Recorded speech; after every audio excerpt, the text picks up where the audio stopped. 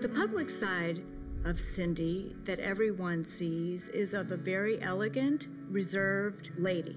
But the private side of Cindy is a playful person who has committed her life to helping other people. She has a big heart. She cares for people. When I first met her, she was a student at USC. After she graduated and she became a teacher, she had a seriousness of purpose.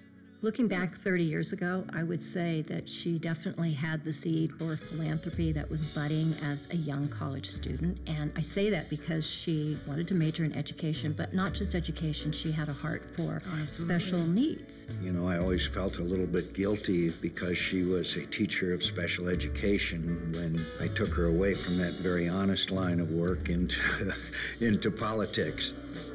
Well, I don't think her love of teaching has ever gone away. It is who she is. She fully understands that for a child to thrive in the classroom or to be educated, they can't be worried about where they're going to sleep, and they can't be worried about how they look because they might have some kind of deformity or they're hungry.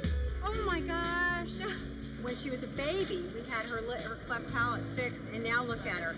And I understand that she's number 1 in her class. She has made a concerted effort to do all that she can because truly it is education that takes people out of poverty. It's education that empowers children to grow up to adults that make a difference in their community. Has she ever gone to school?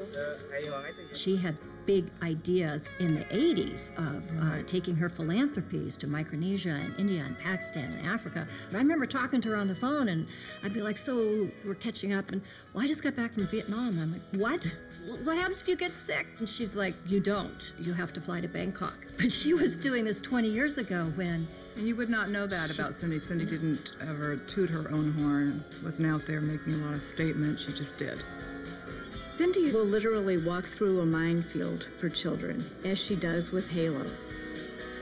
There is such great need all over our world that children have, and Cindy has not just observed it, she's acted upon it. At Mother Teresa's orphanage in Dhaka, Bangladesh, they brought these 2 little babies that weren't going to live to her, and she decided to bring them home. Some friends of ours are adopted one, and we have Bridget, and Bridget's been the great joy of our life ever since she came into our home.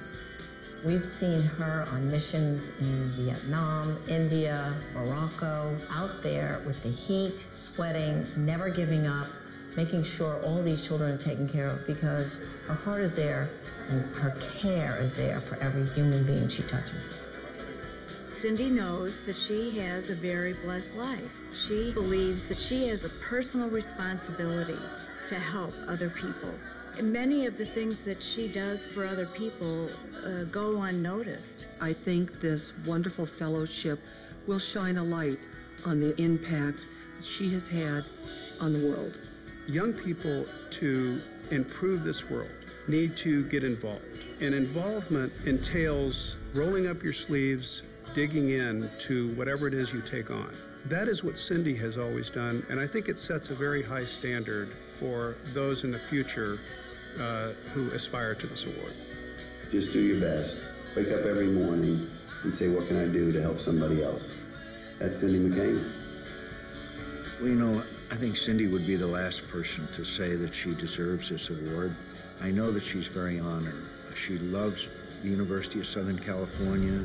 She has such appreciation for the influence that the school had on her character. And I know that this is probably, she views as the great honor of her life.